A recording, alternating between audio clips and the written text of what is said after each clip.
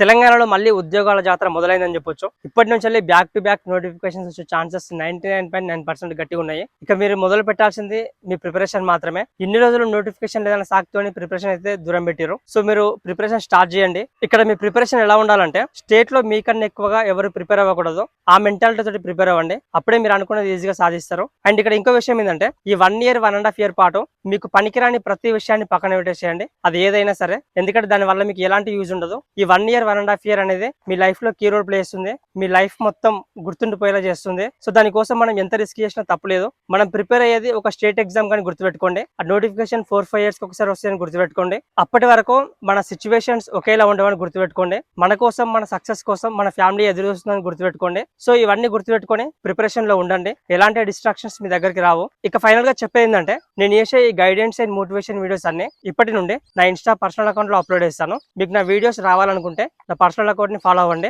నేను చెప్పేది మీకు అర్థమైంది అనుకుంటున్నా. Thank you. Signing off Anil Kumar.